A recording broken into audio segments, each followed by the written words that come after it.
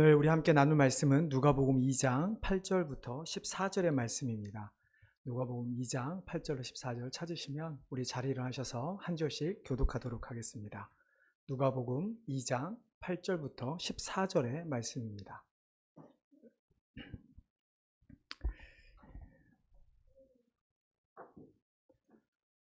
제가 먼저 읽겠습니다. 그 지역의 목자들이 밤에 밖에서 자기 양떼를 지키더니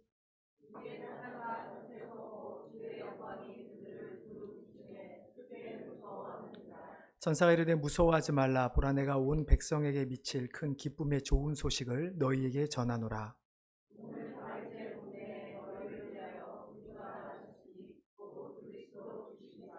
너희가 가서 강보에 쌓여 구유에 누워 있는 아기를 보리니 이것이 너희에게 표적이니라 하더니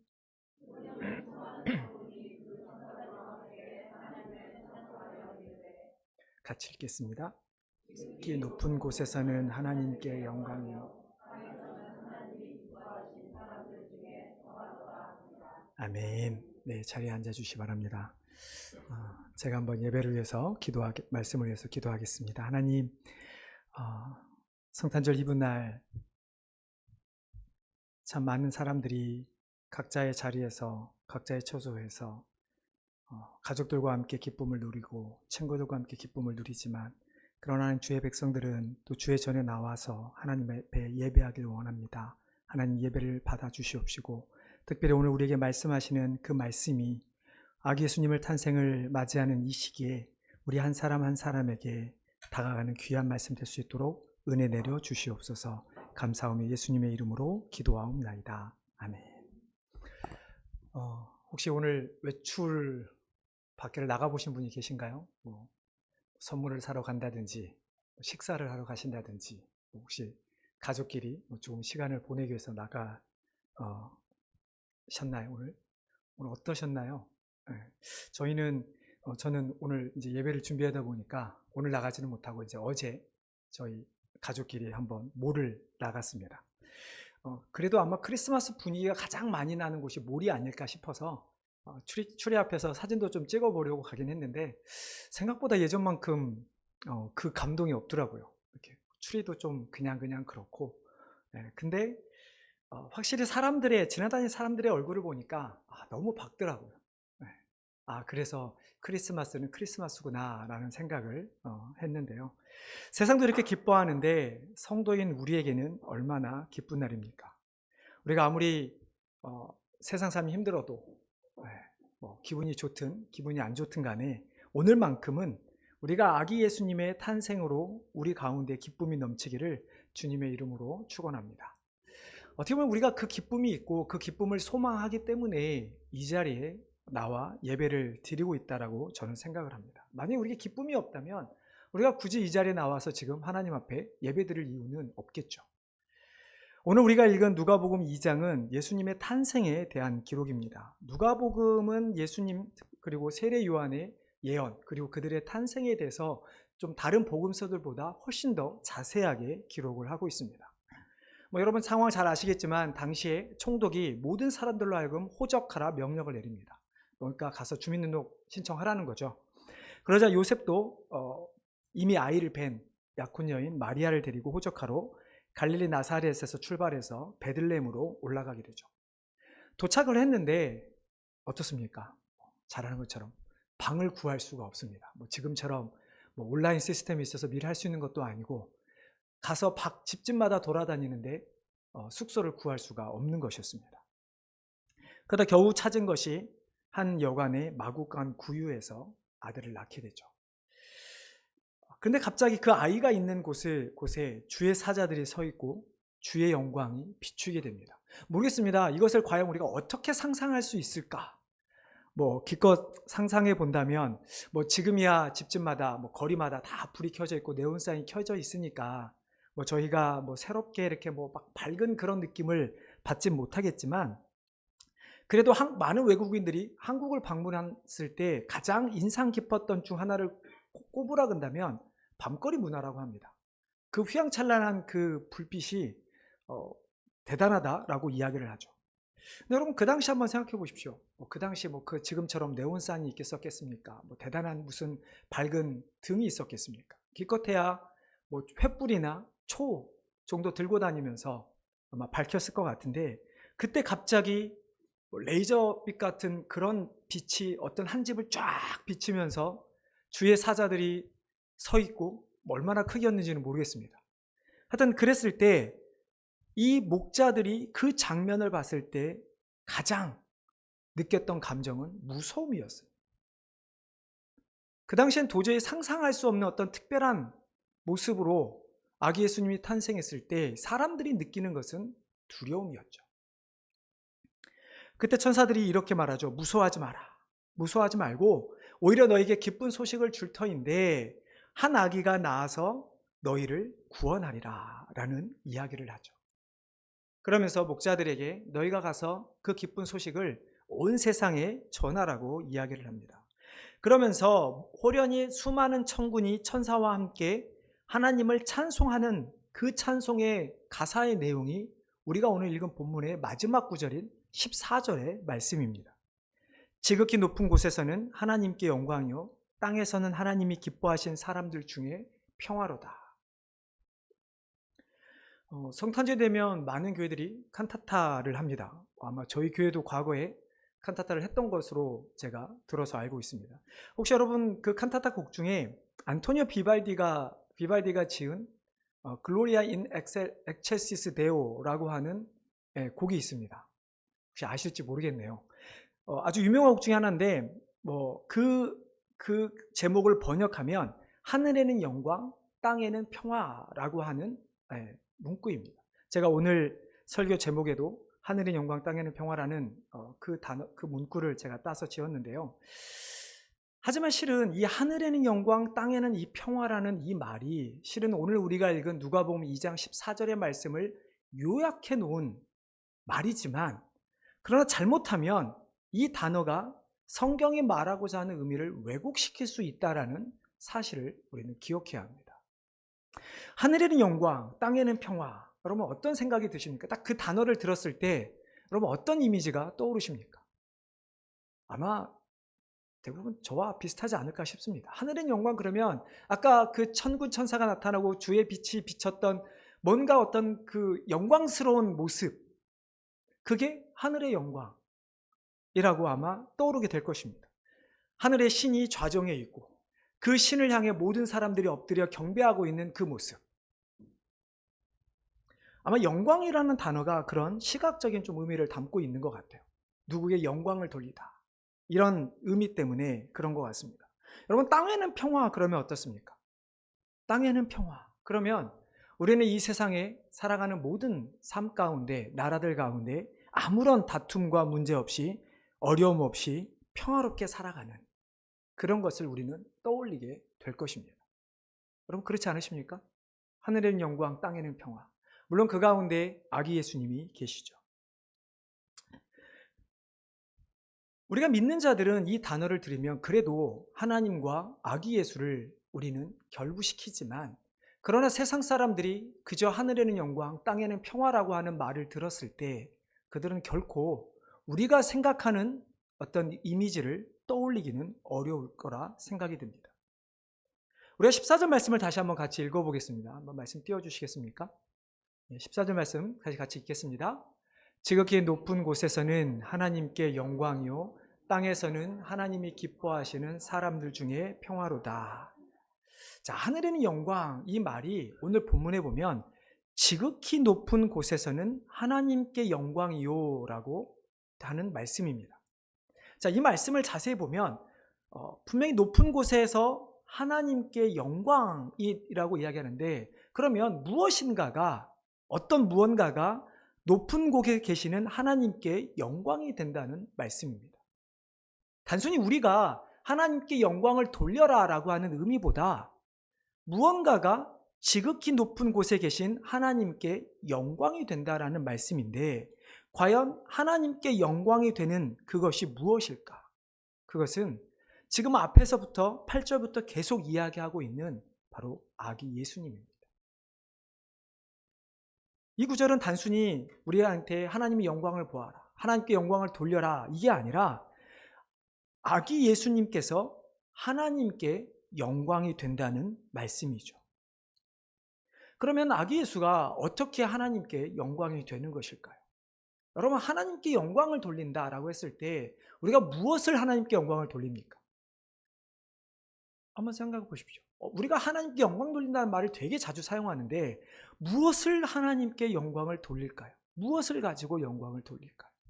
우리는 주로 우리가 주신 감사, 우리를 권하신 그 결과를 가지고 우리는 돌립니다.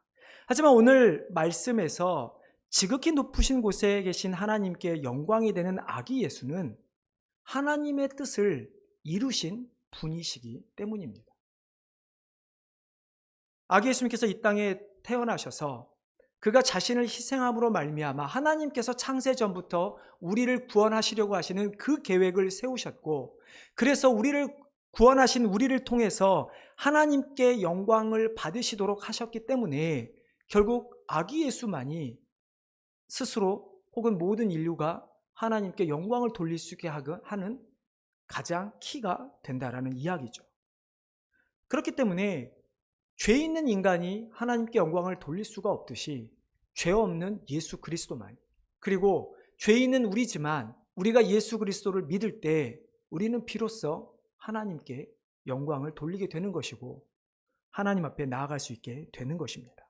이처럼 우리는 하나님께 영광을 돌려드리는 것이지 우리가 하나님의 영광이 되는 것은 결코 아닌 것이죠. 그렇기 때문에 하늘에는 영광, 지극히 높으신 곳에서는 하나님께 영광이라는 이 말은 우리에게 하나님께 영광을 돌려라가 아니라 아기 예수님이 하나님께 영광이 된다라고 하는 말씀인 것입니다.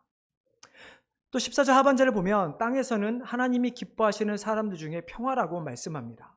이게 우리가 자주 사용하는 땅에는 평화라고 하는 이야기죠. 땅에서 누리게 되는 어떤 평화로운 상태를 의미하는 것으로 우리가 좀 이해가 될 텐데요. 단순히 그냥 이 말이 우리가 땅에서 누리는 우리가 편안한 상태, 어떤 이것을 의미하는 것인가? 결코 그렇지 않죠. 땅이라고 하는 것은 분명히 하늘과는 반대되는 표현입니다. 그러니까 즉 땅에서라는 그 말은 하나님이 만드신 이 세상을 의미하죠. 그렇다 그래서 여전히 이 땅 가운데 있는 우리들에게 주어진 어떤 우리가 누리는 그냥 세상적인 평안과 결코 그런 이야기가 아닙니다. 오늘 본문에 보면 정말 아주 중요한 표현이 하나가 나옵니다. 그것은 땅에서는 그 다음 문구인데요. 하나님이 기뻐하시는 사람들 중에라고 하는 표현입니다. 그러니까 땅에서는 평화 그 사이에 하나님이 기뻐하신 사람들 중이라고 하는 표현이 들어가 있습니다. 즉 이 땅에 수많은 사람이 사는데 그 사람들이 평화를 누리는 것이 아니라 그 중에 하나님이 기뻐하시는 사람들에게 임하는 평화를 말씀하고 있는 것이죠. 여러분, 하나님이 기뻐하시는 사람들은 누구를 의미할까요? 당연히 성도입니다. 사도 바울은 이렇게 이야기하죠. 하나님의 기쁘신 뜻대로 예정을 입은 하나님의 자녀들. 즉 오늘 본문에 나온 이 아기 예수님을 믿음으로 말미암아 하나님의 선택된 백성들을 의미하고 있는 것이죠. 그래서 땅에는 평화라고 축약된 이 말이 갖는 본래의 의미는 하나님의 뜻, 하나님의 은혜로 말미암아 하나님의 자녀들에게 주어지는 평화입니다. 결국 이 평화는 우리가 무언가를 해서 지킬 수 있는 평화가 아니라는 이야기입니다. 아무리 미국이 대단한 국방력을 가지고 있어서 세계 군사력 1위 이런 이야기들을 하잖아요. 그래서 우리가 이 땅에 사는 사람들이 평화를 누린다는 것이 아니라는 이야기입니다. 우리가 누리는 평화는 우리가 이루는 것이 아니라 하나님께서 아기 예수를 통해서 주시는 평화를 의미하는 것이죠. 그래서 아무리 세상이 살기 좋든 나쁘든 전쟁이 있든 전쟁이 없든 돈이 많든 적든 성공을 했든 못했든 대학에 들어가든 못 갔든 세상의 상황과는 아무런 상관없이 아기 예수를 통해서 얻게 되는 평화. 하나님께서 창세 전부터 예정하셔서 구원하기로 작정하셔서 자녀 삼으신 백성들에게 주시는 평화를 의미하는 것이죠. 그렇기 때문에 이 평화는 단순히 우리가 이 세상에서 평안하게 살아가는 그런 평화가 아니라 우리가 하나님 앞에 설 수 없는 죄인들이 죄의 문제를 해결받는 평화를 의미하는 것입니다. 지난주에도 말씀드렸듯이 아기 예수님이 이 땅에 오신 것은 단순히 하나님께서 그 아들을 보내셨다라고 하는 이 단순한 문장은 우리에게는 우리 인생을 의미하고 이 세상의 역사를 의미한다라고 말씀을 드렸습니다. 영원한 죽음, 영원한 형벌에 처했던 우리지만 아기 예수 때문에 우리는 영원한 형벌이 아니라 영원한 행복, 기쁨을 누리게 됐고 영원한 지옥이 아니라 영원한 천국에 들어가게 된 것이죠.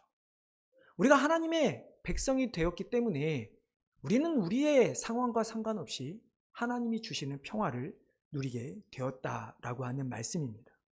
그것이 오늘 본문에 나오는 땅에서는 하나님이 기뻐하시는 사람들 중에 평화라고 하는 이야기입니다.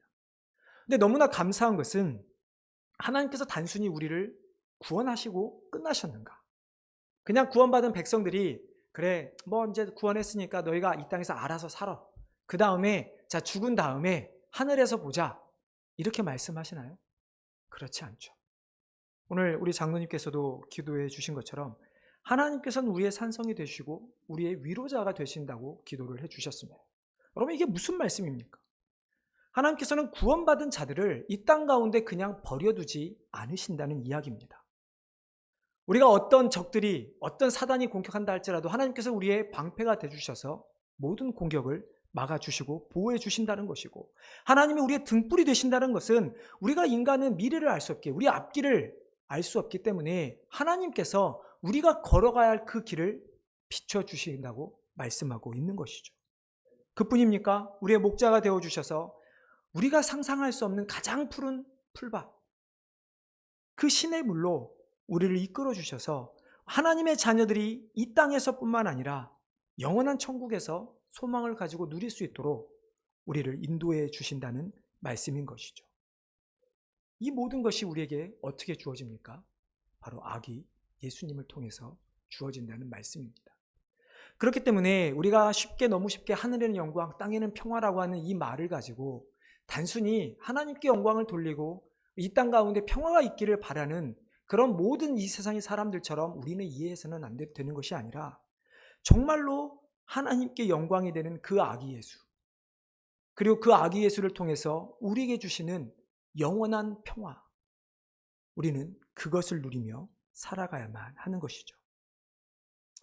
그런데 당연히 아쉽게도 불신자들 아직도 예수님이 이 땅에 오신 의미를 잘 이해하지 못합니다. 불신자만일까요? 때로는 우리 신자들도 성도들도 잘못 이해하고 잘못 적용하고 잘못 판단해서 살아갈 때가 너무 많이 있는 것 같습니다. 잠깐이나마 어제 말씀드렸지 모레 나갔는데 잠깐이나마 그 사람들을 보면서 이 사람들은 아기 예수님을 모를 텐데 왜 이렇게 기뻐하는 것일까? 그냥 그들이 기뻐하니까 나도 모르게 저도 뭔가 설레고 기쁜 듯한 느낌이 드는 것이에요. 여러분 그러신 적 없으십니까? 우리의 삶에서 항상 예수님이 우리 안에 자리하고 있고 그 예수님 때문에 내가 구원받았다면 우리는 그것 때문에 기뻐해야 되는데 우리의 상황 때문에 기뻐하지 못하는 우리의 모습이 얼마나 많이 있습니까? 오늘 우리 장로님께서 저랑 장로님하고 짠 적 없습니다. 저는 오늘 장로님의 기도를 들으면서 제가 더 많이 은혜를 받은 것 같아요. 주님께서 이 땅에 오신 것, 하나님과 우리 사이에 중보자로 오셔서 우리의 죄를 용서하기 위해 이 땅에 오셨는데 우리는 그 예수님으로 말미암아 하나님과 화평케 된 자들인데 우리는 과연 하나님께서 우리에게 주신 그 화평을 아기 예수를 통해서 얻을 수 있는 그 화평을 과연 우리는 누리며 나누며 살아가고 있는가?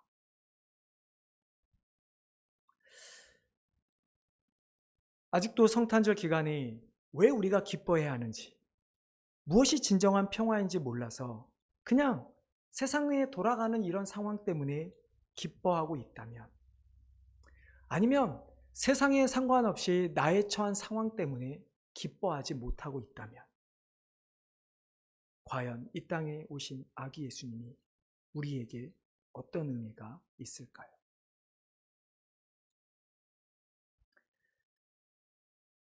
아기 예수님께서 이 땅에 오셔서 하나님께 영광이 되셨다라는 것은 아까 제가 말씀드린 것처럼 모든 것을 하나님 뜻대로 순종하셨기 때문입니다.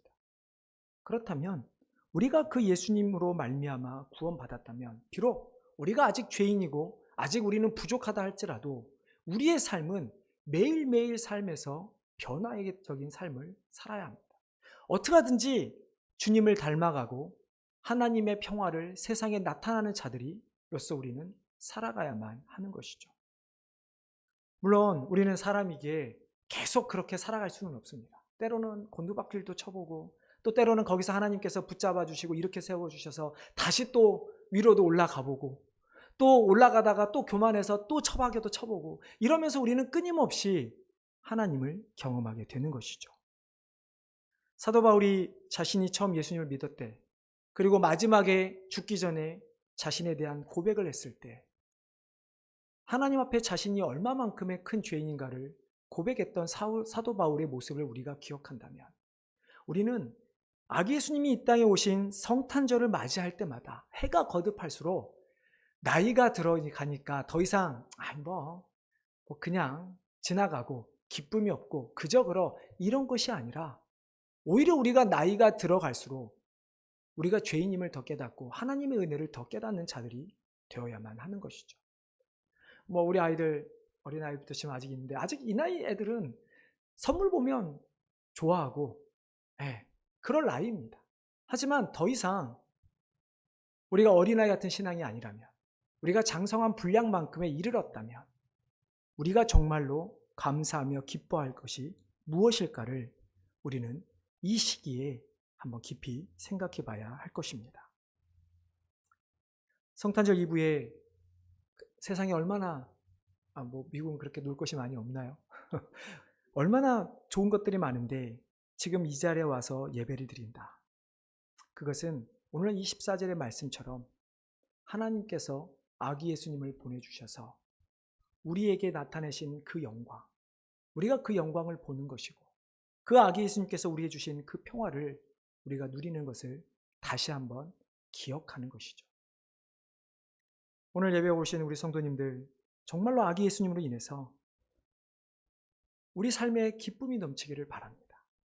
그리고 정말 세상 사람들에게 아기 예수님이 하나님의 영광을 나타내셨던 그분임을 우리가 선포하며 그들도 아기 예수님을 통해서 진정한 평화가 누릴 수 있기를 우리가 최선을 다해 복음을 들고 세상에 나아가서 전하는, 세상에서 삶으로 살아내는 우리 귀한 성도님 되시기를 주님의 이름으로 축원합니다. 기도.